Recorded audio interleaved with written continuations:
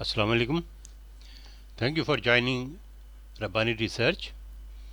We will continue with our previous lecture of Stanford and the book of innovative ideas, and we will talk on this more. This part is baking innovation in your culture, and the topic is how to mitigate the downsides of success by Lucy Lee. Innovative companies often see creativity dwindle over time. When you are highly self-confident, you don't pay much attention to evidence to the contrary. Why do highly innovative organizations often lose their creative edge? Organizations and companies that experience a flare-up or innovation usually see their creativity fade precisely because of the self-confidence and growth that success brings. Self-confidence and growth are usually good, but they have some negative consequences as well. You don't want to avoid them, but you would like to avoid the negative consequences. How do we grow without growing?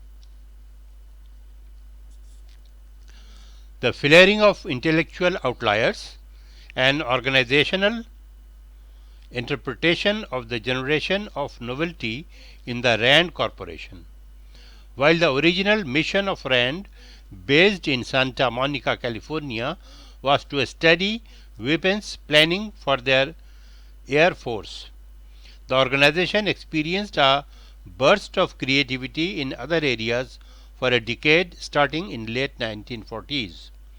In particularly, Rand made groundbreaking advances in systems analysis and game theory largely because researchers from different disciplines and backgrounds mixed and worked together. Despite people's natural inclination to stick with those most of like themselves, Rand successfully created a heterogeneous pools of researchers who could feed off each other's knowledge and maximize the creative and intellectual abilities of the group. Rand began to experience the negative consequences of self-confidence, which lead people to stick with and repeat the actions that brought them past success and forego exploring new ideas or methods that might lead to more innovations. When you are highly self-confident, you don't pay much attention to evidence to the contrary. Therefore, cutting off certain ideas, Rand's growth as an organization also led to a decline in its culture of innovation. From 1948 to 1962, Rand grew from 225 employees with a 3.5 million annual budget to 1100 employees with a more than 20 million annual budget. Growth has benefits, but Rand's expansion beyond a face-to-face organization led individuals to stick safely with the people. Big organizations also tend to hire people who conform to conventional methods and thinking instead of challenging them. Meanwhile, the ambitious intellectual renegades leave. Rand's growth also created layers of administrators and more bureaucratic processes, such as meetings, committees, and other red tape that drowned out intellectual creativity. How can organizations try to mitigate the negative effects of success and maintain some spark of innovation? For starters, they can re-emphasize the value of the long-range thinking that exploration requires. The researcher says, in general, the return of exploratory activities tend to be long-term. If you can get people to look further ahead, you will probably help exploration because it is the long run that exploration pays off. Organizations might also underscore the notion of professional identity and encourage researchers to embrace it. Almost all thinking is consequential thinking, with people doing things because of anticipated consequences. That kind of thinking can stifle the free exploration that leads to innovations because researchers might be motivated by other incentives instead of new ideas for their own sake. Edge in innovation.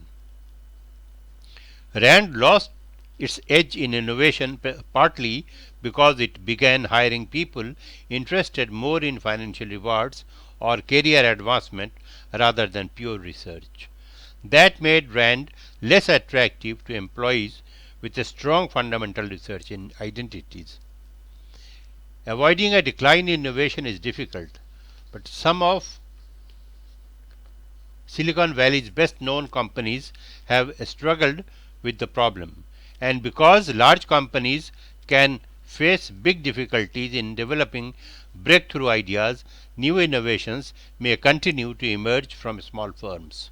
That's the Valley model. You innovate, you are successful, and you exploit your discovery innovation from little companies, efficiencies from big companies.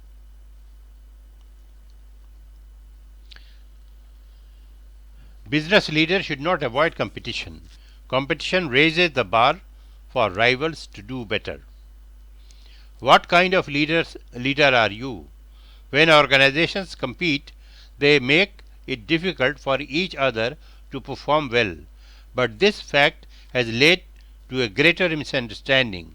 Many business leaders, especially those trained in business schools, infer from this fact that they should avoid competition. That conclusion is wrong. Pressure from competition causes people to search for ways to improve their company's performance. These improvements in turn make companies stronger competitors. So now these improved firms put more pressure on their rivals, who must also find a way to improve. Once those rivals improve, they now are stronger competitors too, starting the whole cycle all over again. So it is the competition causes organizations to learn, which in turn intensifies competition in a self-accelerating process known as Red Queen effect. In an ecology of learning organizations, relatively stable performance masks absolute development.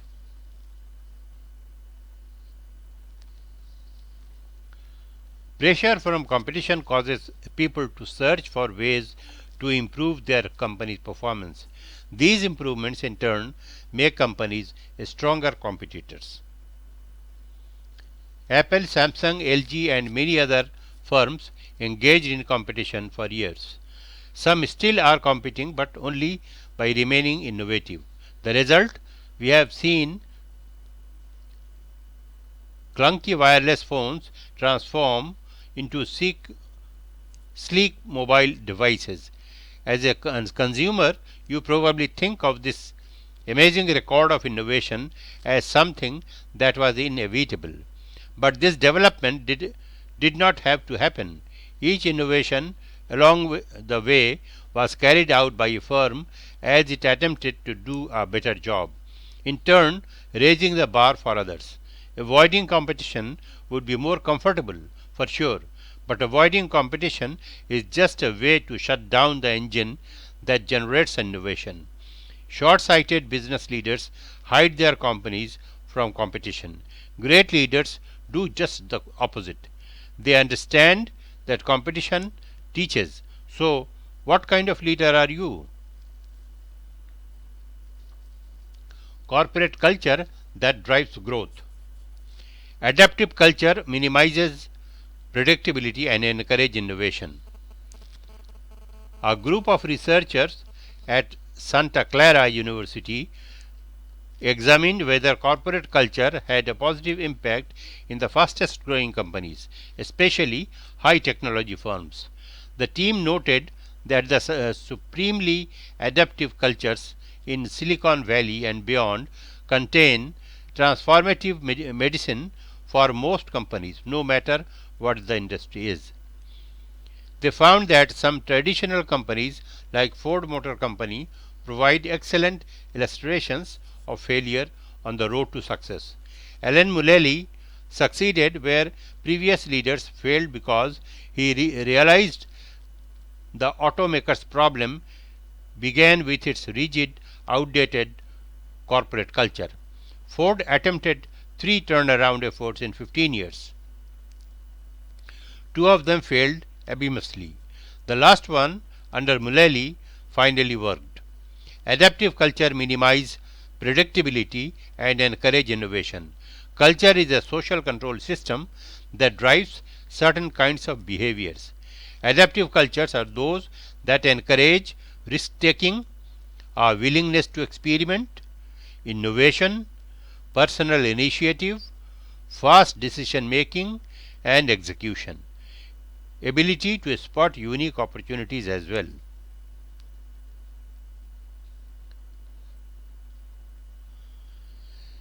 Embrace conflict, speed, and a bit of mess.